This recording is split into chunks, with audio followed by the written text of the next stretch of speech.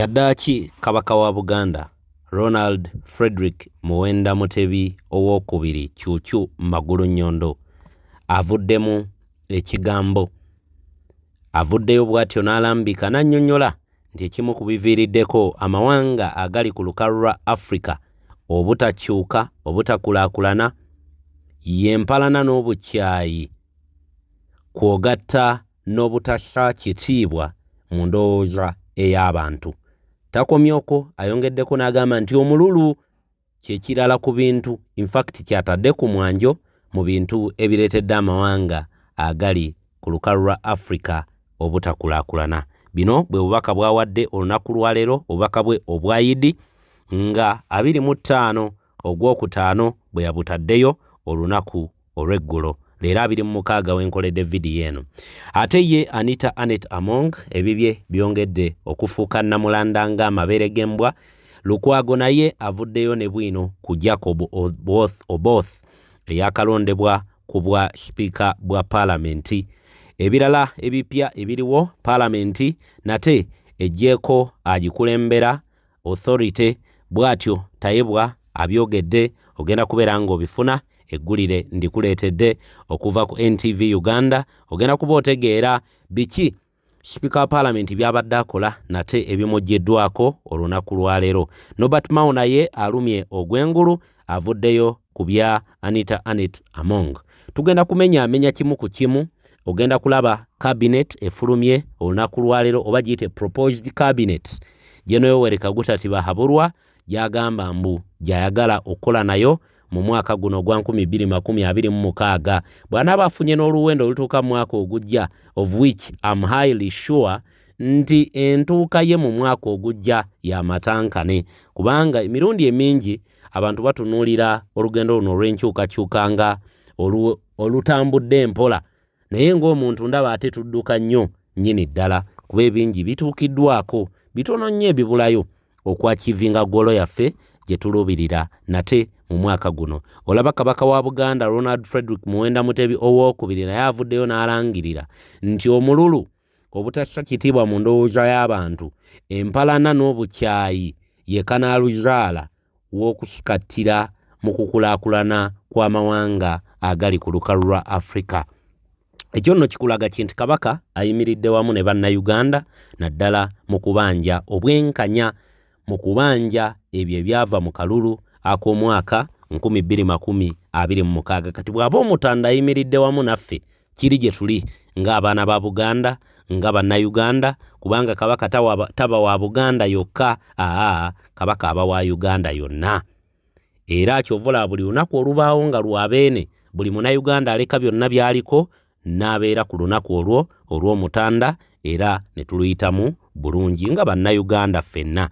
Njagala kubeera ng'era ntandika n'akatambi kano ku bimu ku bigambo ebyogeddwa ku Anita Anet Among amangu ddala nga yakava mu Palamenti naye oba ntandike na bya Lukwago oba ntandike na bya Norbert Mao abantu boogedde ebigambo biyitirivu. Anyway, katandike nebiri mu Palamenti y'eggwanga eggulire lino tumale okulifuna tulabe obuyinza obutemeddwako. Mwenna mubadde mukimanyi nti Parliament abadde agikulembera speaker yabadde alina authority mu kugaba eŋŋendo nti gundi gwe tutumye egindi era ogenda kukwata obukadde bwe buti bwe bugenda okuyambako mu lugendo lwo. Kati munnange ebintu bikyukidde ddala. Tayebwa ayagala kwewala muguwa gwe baatadde mu Anita Anet Among. Tayagala kubeera ng'ebyatuuka ku Anita Anet Among ate naye bimutuukako oluvannyuma lw'emyaka 5 bw'anaaba agimazeeko. Mujja tegeera lwaki njogera bwentyo kubanga effort Kyagulanyi Robert ne bannayuganda gye bataddemu emala okuleeta enkyukakyuka mu ggwanga lino okubulako akantu katono nnyo bwe kati. Kyenva baga nti emyaka gino 5 ndi omu ku bantu abagumu nti mwami Tibahabulwa okugimalako n'obutagimalaako okubutagimalaako ye average ey'ebitundu nga 85 ku buli 100. Kati nno tuba tulina kwongera mu maanyi okutuuka gye tugenda kuba abantu ab'enjawulo n'ebikonge eby'enjawulo bwe banga bivuddeyo okulaga nti nno biyimiridde wamu naffe then lwaki ffe tetweyimiririrawo okulaba nti Uganda ekyuka. Katandike n'eggulire lino ery'amawulire agava mu Palamenti y'eggwanga ku buyinza. Tayebwa akawaŋŋamudde mu lutuula lwa Palamenti olwokubiri kubanga olutuula lwabwe olusooka lwabadde kololo oluvannyuma lw'okulonda sipiika wa Palamenti. Kati olwokubiri olwaleero elutudde ku Palamenti bye bino ebimu ku bivuddeyo katubifune nkomewo nate tweyongereyo n'ebirala. Waliwo enkyukakyuka Palamenti zeerangiridde okukola mu ntambuza y'emirimu okusobola okukomya obwannakyemalira mu bagikulembera ssaako n'okusobozesa ababaka okukiikirira abantu baabwe awatali nkeka yonna. Ezimu ku nkyukakyuka zino mulimu okukyusa avunaanyizibwa ku ntambula z'ababaka ezirimu n'okubawa ku nsimbi ssaako n'ebintu ebirala ng'olina olunaku olwaleero bano lwe batandise omusomo gwabwe ogw'okubateekateeka nga bagenda okutandika emirimu gyabwe. Omusasi waffe abaddeyo era bibino byakujjiddeyo. Olwalira ababaka Palamenti 12 lwe batandise okuteekebwateekebwa engeri emirimu gya Palamenti bwe gitambuzibwamu ssaako n'okumanya obuvunaanyizibwa bwabwe era ng'omusomo guno gwakumala ennaku 3 nga gukwajjiza ku Palamenti wennyini. Amyuka Sipiika wa Palamenti Thomas Tayebwa yaguddewo okuteekebwateekebwa kw'ababaka era n'asinziddwa wano n'ategeeza nti obukulembeze bwa Palamenti obujja buliko enkyukakyuka ez'omuggundu ze bugenda okukola era n'abasaba okuwa obudde enkyukakyuka zino. We shall be unveiling to you a lot of radical changes. I will request you that we usually have a challenge as leaders. People say, but you see, in this Parliament we've been working this way. Okay? Please, let us give time to the Honorable Boss to set a vision which we must all adapt. Ababaka babuulidde nti buli omu agenda kukwatibwa mu ngeri ya bwenkanya awatali kubeera na mbeera ya byana na baana. Colleagues, we want each one of you to be comfortable, to know you will be treated equally. We don't want to have members and members. No. Like my principle which I use, I cannot allow you to talk 3 times before another member has spoken. Ono okwogera bino nga mu Palamenti 11 amaloboozi gabadde gavaayo okutegeeza nga bwe waliwo ababaka bali ku mwanja ennyo ne sipiika ate ng'abalala batunuulirwa nga kyakuttale. Mu nkyukakyuka ono z'ayogerako ategeezezza ababaka nti mu bukulembeze bwabwe entambula z'ababaka zigenda kuba nga bassentebe b'obukiiko be basalawo ani alagawa so si nga bwe kibadde nga sipiika yasalawo abatambula. The other day I passed by the Director of Finance, his office had put on a big billboard, no money for travel. Why should we make him go through that? So we are going to put all money. I can give an example. In tennis Parliament, I traveled 4 times. I never went to the Speaker to ask for travel. It's my chairman of committee who would see that I merit it and I'm going to add value. And then he would put me on a list. So as presiding officers, we shall be clearing lists submitted by chairpersons. Tayebwa agamba nti kino kigenda kuyambako n'okugyawo embeera y'okubalangira nga bwe beerabidde bannaabwe aba banoonyeza akalulu. And reminding us how I fought for you, Tayebwa, to go into this post. Now you have forgotten me. I never got any trip from you. If you come and you say you didn't travel, I will say go and ask your chairman. And then we shall require the chairpersons to declare those badges fully to the members. Amyuka Sipiika ajjukizza ababaka okwewala okutunuulira abakubiriza Palamenti ng'obuuma obugaba ensimbi nti kubanga kino kibadde kimuviirako n'olumu okwekweka ababaka. I want to be honest, because me, I had feared coming to office. You come to office, members have already surrounded you. If I don't have 10 million, 20 million, I don't enter office. I hide from you. Each one of us will receive salary. Okay? I think let us really not behave as if others, No, let us all share our poverty, money together.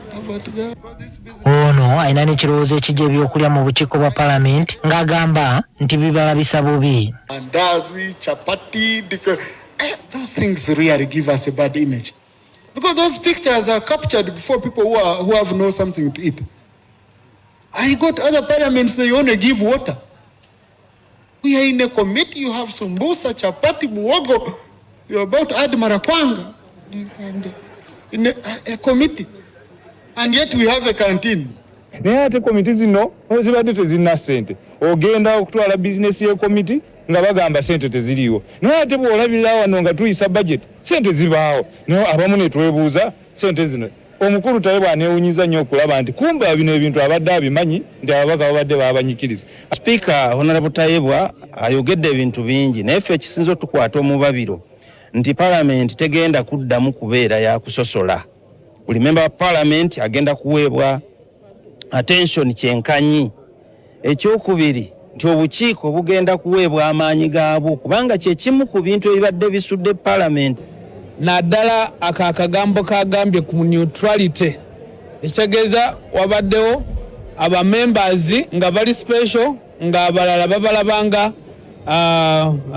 Amapya esooke ba reviewing wabanga wabaddewo leakage eriwo bagiggalewo wabanga wabaddewo hemorrhage eriwo wabanga wabaddewo wastage ezo sente zokka ezigenze mu wastage zibasobola okutwala ebeere nga yeetengeredde nga temulimu kyekubiira muyinza okujja wano nga bali mu kutya bali mu kutya baagala okwekubiira mu nkola yaabwe y'emirimu so tekimala sipiika oba deputy sipiika okujja okwogera ebintu wano kazindaalo tekimala ffe tubasuubira kugoberera ssemateeka wa ggwanga. Tayebwa ajjukiza ababaka nti balina okutambuza emirimu gya Palamenti naddala nga basoma bulungi n'okwetegereza amateeka agalungamya Palamenti. Byebyo ebivudde ku buuyo obwo ate njagala kubatwalirawo mu katambi kubanga obutambi buyitirivu mu vidiyo eno. Njagala batwalirawo mu katambi tumale okulaba emu ku cabinet Generali Yoweri Kaguta Tibahaburwa gyayagadde okukolagana nayo ku mulundi guno. Mutunuulire nnyo nti mu cabinet eno mwami Tibahaburwa atadde nnyo ku mwanja abantu ba PLU abatadde ku mwanjo era abawadde ebifo binene nnyo newankubadde nga tennebeera approved naye enkola ya mwami Tibahaburwa mugimanyi ekyukamu katono. Cabinet ekyukamu katono. Bano nno baakolagana nabo be banna PLU olukulu ekikulaga ki nti abakulu bano balina engeri gye beeteekateekamu etannaba kutegeerekeka. Balinganga abalaga eggwanga nti they are preparing for a transition naye nga baagala omuntu owaabwe yabadda mu ntebe naye nga abo bonna abamwetoolodde balina okubeera nga bamubirivingiramu era nga byonna byabalagira bye bateeka mu nkola. Mwakirabyeko ku bwa sipiika bwa Palamenti nga Lukwagera bwagenda obbirambulula nga PLU yeringanga yedetermine nga ani alina okufuna kifo ki era bw'otunuulira n'ebifo bino bye bali mu kugaba oba ministerial post bwe bali mu kubigaba otunuulira ddala n'olaba nga waliwo omukono omunene nnyo ogwa General Muhoozi Kainerugaba gwe bali mu kuteeka bali mu kutuguza omuntu lwampaka bamutukakaku wakati mu kumbeera nga tetumutegedde era tetumwagala bamutukakaatikako. Wulira eggulire lino tukomewo wulira abali mu kakuŋŋuuta kano nkomewo nkwongereyo. Breaking news coming in right now. President Museveni has just released online on his X handle what we've now got to learn as the new cabinet list for 2026-2031. Of course, there are a couple of surprises in there. Museveni has released this list on his X handle, and we do now understand from this particular list that the retired Major Honorable Jessica Alupo has returned as Vice President. The Prime Minister has also been maintained and will be Robina Nabanja. Now, there's going to be a couple of surprises in this new cabinet list that I'm going to read has been released by the President. Let's begin with the cabinet ministers. The first Deputy Prime Minister, the Honorable Rebecca Kadaga, has been maintained, but we have someone who has bounced to a cabinet that is Dr. Crispus Walter Chionga as second Deputy Prime Minister. The third Deputy Prime Minister, and that is Minister without Portfolio, Honorable Lukia Nakadama. It means that the Honorable Moses Ali has been dropped off the list as Deputy Prime Minister. The Minister of Education and Sports, Honorable Janet Kataha Museveni, has been retained as the Minister for Education and Sports. Let's get into the Minister for Presidency and Office of the President. The Honorable Babirye Miri Babalanda has been maintained. The Minister Office of the President in charge of Security, the Honorable Jim Muhoozi, has also been maintained. And then we get to the Minister Office of the President in charge of Science, Technology and Innovation. We now see Engineer Asimwe Jonad. Engineer Asimwe Jonad is the Vice Chairperson that is in charge of Western Uganda for the NRM. He does sit in SEC. Engineer Asimwe Jonad is the new Minister in charge of Science, Technology and Innovation, an office that has been previously occupied by Honorable Dr. Musenero. The Minister for Kampala City and Metropolitan Affairs, Minsa Kabanda, has maintained that one. Minister Office of the Prime Minister General Duties, we see Hilary Onek leave the docket for refugees to go into the Office of Prime Minister General duties. The government chief whip, the person who has been occupying the office of the Ministry without portfolio, that is Justin Kasule Lumumba, has now been appointed the government chief whip. She previously served as the NRM General Secretary. We get to the Minister Office of the Prime Minister, Relief, Disaster Preparedness and Refugees. We see Sam Engola being appointed in there.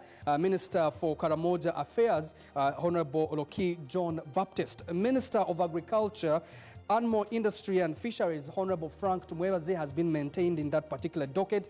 And ladies and gentlemen, we have a new Attorney General. The man who has been in charge of the Lands Ministry docket, Honorable Sam Mayanja, comes in there to be the Attorney General. The Minister of Defense and Veteran Affairs, the man who has been the Attorney General for quite about 6 years now, Honorable Chiriowa Chuanuka, will be the new Minister of Defense and Veteran Affairs. Let's get into the Ministry of Energy and Mineral Development. And now the Dr. Monica Musenero Msanza, who has been in the docket of Science, Technology and Innovation, goes into the Ministry of Energy and Mineral Development, replacing Ruth Nankabirwa, who we will later see where she has been deployed as a senior presidential advisor. The Minister of Finance, Planning and Economic Development, Henry Musasizi, who has been a state minister, now goes up, replacing Matia Kaseja. And now we have a minister, new Minister of Foreign Affairs, Ambassador Adonia Ayebade, replacing General J.J. Odongo. We do have a new Minister for Gender, Labor and Social Development, a man who once ran for presidency, that is Lieutenant General Henry Tumukunde Kakurungu.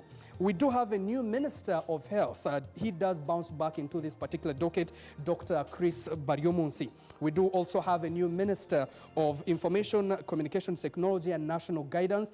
The lady doctor who has been serving in the Ministry of Health now moves to the Ministry of Information, Dr. Jen Ruth Acheng Ochero.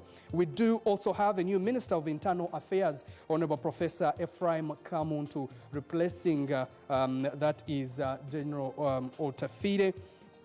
We do have the same minister being retained in the same docket of Justice and Constitutional Affairs, Honorable Norbert Mao, the President General of the Democratic Party. The Minister of Lands, Housing and Urban Development, Judith Nabakuba, has retained that post. We also have a new Minister for Local Government who has moved from the Ministry of Gender, State Minister, and now Balam Bargahara, who will be the new Minister of Local Government, replacing the minister who has been there. And now General Katumba Wamala has been redeployed from the Ministry of Works and Transport to the Ministry of Public Service. The Ministry of Tourism, Tom Butime, and that is also been deployed there. We do also have the Minister of Trade, Industry and Cooperatives, Sanjay Tana, has eaten big in that one. Major General Kahindo Tafide, who has been in the Ministry of Internal Affairs, has been deployed in the Ministry of Water and Environment. We do have the same person who has been in the Ministry of Works and Transport as State Minister, now goes a ladder up. That is Honorable Fred Byamkama. Let's take a look at other ministers, and I'm sure you'll see a couple of shocks and surprises in here. We do have other ministers of state. Let's begin with the Office of the President. The Minister of State, Office of the President, Economic Monitoring, Honorable Alum Sandra Santa. That one is being deployed in that docket. Minister of State, Office of the President, Ethics and Integrity, Akelo Rose, has maintained or been retained in that particular ministry. We do have the Minister of State, Office of the Vice President, Diana Mutasingwa Nankunda, has been maintained in that particular docket. We do have Office of the Prime Minister, Minister of State of the Prime Minister, Relief, Disaster Preparedness and Refugees, Honorable Lilian Aber, has been maintained in that ministry. Minister of State, Office of Prime Minister in charge of Northern Uganda, Beatrice Akelo. We do have Minister of State in charge of Karamoja Affairs, Anyakun Esther Davinia. We do have Minister of State in charge of Luero Triangle, Rwenzori region, and that is Honorable Alice Kaboyo, who has been maintained in the same position. The Minister of State in charge of Bunyoro Affairs, Grace Mary Mugasa. Minister of State in charge of Teso Affairs, Dr. Ongalo Obote. Let's get into the Ministry of Agriculture, Animal Industry and Fisheries. The Minister of State, that is Desire Muhoozi. The Minister of State Right there also is Honorable Bright Rwamirama has been maintained in that particular docket. And then we also have another Minister of State for Agriculture, Migade Robert Ndugwa. Let's get to the Ministry of Justice and Constitutional Affairs. We do have the Deputy Attorney General, Honorable Jackson Kafuzi, who had earlier shown interest in running for the Deputy Speakership. He has been maintained in that docket. He has been in there for the last 6 years. The State Minister for Defense and Veteran Affairs, we do have Honorable Akfeza Grace Ngabirano. She did come through a by-election the other term and also was on an independent ticket defeating NRM. And now she comes in after 2021 and wins on an NRM ticket, and she has now also eaten big. The Minister of State for Defense and Veteran Affairs, Honorable Oleru Huda, has also eaten big on there. Minister of East African Affairs, we do have Magode Ekuya. The Ministry of Education, State Minister for Education and Sports, Higher Education, Dr. Chrysostom Muyingo maintains that docket. We do have also Honorable Peter Ogwang, who will be in charge of sports, has also maintained that docket. And then primary education will be Phyllis Chemtai. Let's get to the Ministry of Energy. The State Minister who will be in charge of energy will be Sidronius Opolot Okasai, and also have Fiona Nyamtoro, who will be in charge of minerals development, who has also been maintained in that particular docket. The State Minister in charge of finance for general duties will be Sisi Mulondo, and also in charge of economic development and planning, Amos Olugorobi, has been maintained in that particular docket. State Minister for Finance in charge of privatization and investment, Amina Mukalazi has replaced Evelyn Anite, who will later see that she was also now redeployed as senior presidential advisor. The Honorable Shatsi Kutesa Musherure, who was talked out of an election in Zimbabwe to allow Sodo Aine Kaguta, has also been given a docket that is Minister of State for Finance, Planning and Economic Development, and she'll be in charge of microfinance. We do have the Minister of State for Foreign Affairs, International Affairs, Calvin Echedu. He's also a SEC member of the NRM. And then we also have Cheyune Haruna Kasero, Minister of State for Foreign Affairs, who will be in charge of regional affairs. Has been redeployed from Ministry for Microfinance to Ministry of Foreign Affairs as State Minister. Let's get into the state ministers under Ministry of Gender, Labour and Social Development. We have the Honorable Kutesa Mary Kamli, who will be in charge of gender and culture. Nga ninga atawulidde ku Maama Janet. Oba bwe mbiwulidde bwe mbiwulidde. Nga atawulidde ku Maama Janet mu education. Mpulidde Muyingo. Mutegedde ebiri mu cabinet Nabbanja n'abalala ebifo byabwe babiina, bakadaaga ebifo byabwe babiina. Naye cabinet eno ninga atalabyemuko Amongo Munyambe. Cabinet eno mbadde mmanyi nti omuntu waabwe bagenda mukomyawo. Anyway, tujja kwongera okubitegeera mpola mpola. Kati njagala tugenderewo mu katambi ka Lord Mayor Lukwago nako tumala okukafuna tukajje mu ddiiro, kubanga ebintu bingi nnyo ebitambudde. Bingi ebitambudde. Gavumenti eno neteekawo emivuyo gyonna egya buli kika. Lwanita Amongo ono. Naye ng'entabwe eva ku ki? Anita Amongo entabwe yamuve emitawana gyavudde ku kintu eki? Kwagala kulaga lyanyi. Era eriyo ne banne bendabye bamukonjera bubi nnyo nga bagamba era mbu yalinganga aliko eddogo ery'ebyenfuna abange. Katugende mu katambi kano tukomewo. What happened yesterday was a PLU script. Okay, let's ask the question. What is the PLU script? The PLU script is based on getting direction from the NRM leader, who is President Museveni. The PLU actually does not have an independent script. When the PLU General Secretary announced our current speaker, the Right Honorable Both, as the candidate for position of speaker, Tanga Odoi, the chairman of NRM Electoral Commission, called a press conference and said, no, we are going through a party process. And the General Secretary of PLU, Honorable Kabanda, replied to the video of Tango Doi saying, I agree. Please, journalists, serve us better. The PLU script is always aligned to the NRM script. There is no independent PLU script. It is like saying Mothers Union has its own script different from Church of Uganda. Can Mothers Union have its independent script?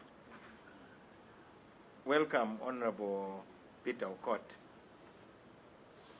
You even asked. To me, that's the focus. It's not about posts. I've already been deployed by the people of La Ropeche. I'm already guarding a post here. And you saw my response. I said, I'm continuing. Now, for most of you, you believe that if a powerful person makes a suggestion to you, then you must not use your head. You must immediately abandon what you are doing. So if a powerful person says, don't go to Entebbe, go to Jinja, even if you're already near Entebbe, you immediately abandon what you are doing. I think that is not self-respect. And I want to tell you, I communicate with the PLU chairman. And we have a respectful relationship. You talked about the national question. Now, your definition of the national question is different. Let me. Somebody asked me whether I was not planted to confuse. Do I really look like the kind of person that needs to be planted? You really believe that I cannot make up my own mind? And who would plant me anyway? At the age of 59, and given my record, I think there's really no one who can call me and say, Mao, now start doing this. If that was the case, why weren't many people interested in doing it? So that one is a theory by those who just want to gain relevance. I've seen the comments that Mao is John the Baptist, that Mao is a pace setter, Mao is I don't know what. That's okay. I really have no problem with people drawing their conclusions. Squirrels cannot move with those who are hunting for buffaloes. They are in a different league. So if your target is to win the medal in, I don't know, which is the lowest league in England? Conference. So if your goal is just championship, you don't train like those who want the Premier League. Yes, you were told off yesterday, you Arsenal people, that please grow more coffee and so on, because I saw the Minister of Agriculture very angry with somebody who called him, now we Arsenal fans, we are raising money so we can celebrate. So what? You raise money and celebrate. Why must you involve me in your celebration? So anyway, there are people who want to be presidents, and we are not many who are serious. Those who want to seriously be president are few. Now, those who want to be president can also talk. You remember when Obama and Joe Biden spoke? Joe Biden was older, and most people would have thought that Joe Biden would want to go first. But they looked at the times, and Joe Biden said, I'll be with you, but you go. Go and defeat these Republicans. And he was with Obama for 8 years. Then he came later and became president. I know you ask these questions because you think there is a contradiction between me and others who want to be president. I want to tell you today there is none. Because it is about Uganda. So don't start developing any theories about a Mao presidency clashing with any other person's presidency. I've ever supported even a Mama Mbabazi for president. This time I supported President Museveni for president. Songa za Mama Bukedia FM. Tewaliwo kiwandiiko kigenda mawulire nga kisaba amaledio galeete gakole bidding oba Capital FM oba Mega FM eggulu oba endigito tinammwe muleete bids zammwe tunoonye tulabe ani asobola okuwa Palamenti ekifaananyi ekirungi ebweru. Naye bo baatuula ne basalawo di Mama Bukedea FM egenda kuweebwa bilioni 3 n'okusukka kukola bulango. Nze sinawulira kalango n'akamu. Ate wavelength yenkanane ya Fufa FM eyo 102 oba 102 point what FM point 1 channel eyo yenyini era ye channel ya Fufa FM. Kati balowa abanga ye president wa Fufa nga gwe nanyini Mama Bukedea FM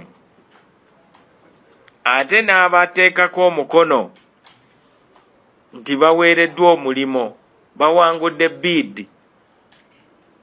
Ate bid tewali yagirabako. Abakozi ba Palamenti nga be bataddeko omukono ti bo bakozi ba Palamenti ate be bakozi ba FM be ba director.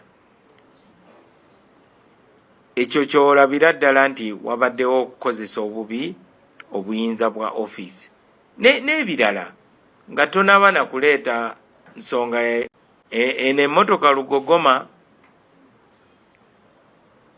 Waliwo omwami omu yagezaako okugireeta wano mu Uganda naye okugikola service olina ogirinyisa ennyonyi ogitwale Dubai oba Bungereza. Yagezaako okukikola emirundi 2 ng'esatu oluvannyuma emmotoka yagitundira Dubai ng'emutamye. Kw'otadde n'amayumba g'ozimba kubanga sente z'ofulumya zirina okubanga zenkanakana ne sente z'oyingiza kujjako ng'oba owangudde betting ey'amaanyi ennyo ofunye zi miliyoni. Naye ekizimbe ky'oteekwa okumaliriza ekya Palamenti kikulemye naye ebizimbe byo bidduka buddusi.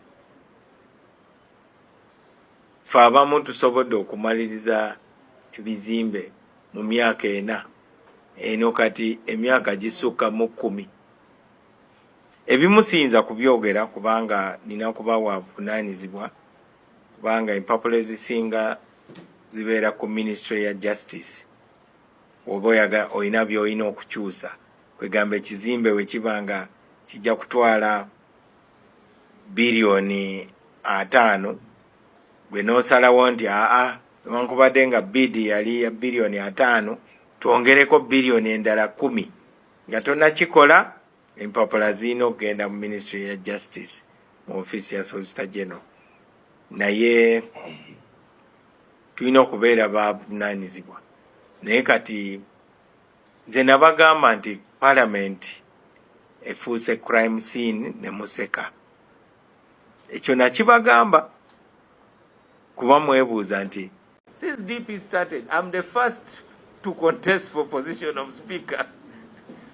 Why did they have to wait for me?